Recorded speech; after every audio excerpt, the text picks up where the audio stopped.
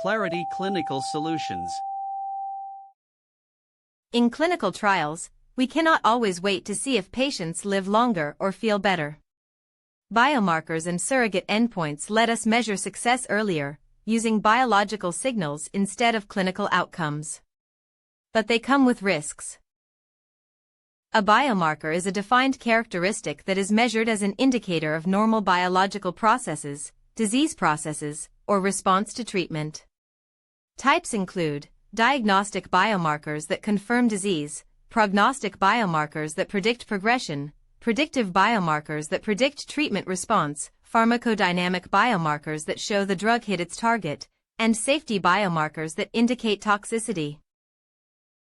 A surrogate endpoint is a biomarker that is intended to substitute for a clinical endpoint, a direct measure of how a patient feels, functions, or survives. Not every biomarker is a surrogate endpoint.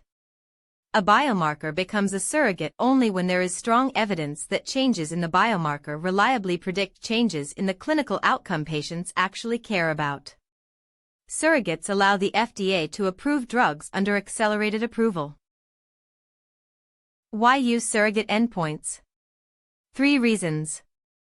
Faster trials. Instead of waiting 5 years for heart attacks, measure cholesterol at 6 months. Smaller trials. Continuous surrogates need hundreds of patients while clinical events need thousands. And feasibility. Some outcomes are too rare or too distant. But there is a big risk. The surrogate can lie. A drug that lowers cholesterol might still cause heart attacks through other mechanisms. Case study: blood pressure as a surrogate for stroke risk. Blood pressure lowering is one of the most well-validated surrogates in medicine. Decades of data show a consistent relationship between blood pressure reduction and cardiovascular risk reduction. Each 10 mm reduction in systolic blood pressure reduces stroke risk by 25 to 30%. The FDA allows new antihypertensive drugs to be approved based solely on blood pressure reduction. Case study: CD4 count in HIV trials. CD4 positive T-cell count measures immune system strength. In the 1990s, the FDA accepted CD4 count and viral load as surrogate endpoints for accelerated approval of antiretroviral drugs. This allowed life-saving treatments to reach patients years earlier. Subsequent trials validated the surrogates. The use of CD4 and viral load surrogates saved millions of lives by cutting development time from 8 years to 3 to 4 years. Case study: tumor response in oncology. Objective response rate, the percentage of patients whose tumors shrink, and progression-free survival are common surrogates for overall survival. But the track record is mixed. For some cancers like CML, tumor shrinkage strongly predicts survival. For others, drugs that shrink tumors do not extend life.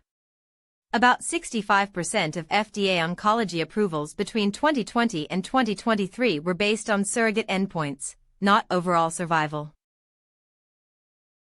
Case study: HbA1c in diabetes. HbA1c reflects average blood sugar over 2 to 3 months. Landmark trials showed that reducing HbA1c by 1% reduces diabetic complications by 35 to 40%. The FDA accepts HbA1c as a primary endpoint for diabetes drug approval. But HbA1c does not capture everything. Some diabetes drugs lower HbA1c but increase cardiovascular risk, so cardiovascular outcome trials are now required. Case study: viral load in COVID-19. During the pandemic, many trials used reduction in viral RNA as a surrogate for clinical improvement. But the correlation between viral load and clinical outcomes was weaker than expected. Remdesivir reduced viral load but showed only modest clinical benefit. Pandemics create pressure to accept surrogates, but validating them takes time that pandemics do not give. When surrogates lie, the surrogate paradox. The CAST trial showed that drugs that suppress arrhythmias after a heart attack actually increased mortality by 2.5 times. The surrogate of fewer arrhythmias lied. Vioxx reduced pain and GI bleeding but increased heart attacks and strokes, causing an estimated 88,000 excess cardiovascular events. The common thread: drugs have multiple effects, some captured by the surrogate, some not. The FDA Biomarker Qualification Program formally evaluates biomarkers for use in drug development. Qualification requires analytical validation: can we measure it reliably? And clinical validation: does it predict the outcome? Qualified biomarkers include serum creatinine for kidney injury and troponin for cardiac injury. The program accepts submissions from industry, academia, and patient groups. The future includes novel and digital biomarkers. Liquid biopsies detect cancer DNA in a simple blood test, catching recurrence months before scans. Digital biomarkers from wearables measure gait, heart rate variability, and sleep patterns. The FDA is developing frameworks for these. Multi-omics panels combine genomics, proteomics, and metabolomics into composite signatures. The global biomarker market is expected to reach $130 billion by 2030. How do you validate a surrogate? Prentice's criteria: the treatment affects the surrogate affects the clinical outcome, and the treatment effect on the clinical outcome is fully captured by the surrogate. The third criterion is almost never met.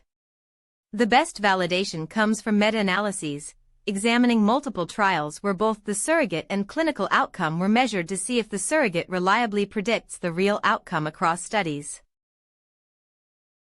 So here is what we learned. Biomarkers are biological measurements.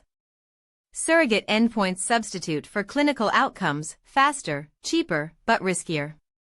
Validated surrogates like blood pressure, HbA1c, and CD4 count have saved millions of lives. But surrogates can lie. The CAST trial and Vioxx showed that improving a surrogate can harm patients. The future includes liquid biopsies and digital biomarkers.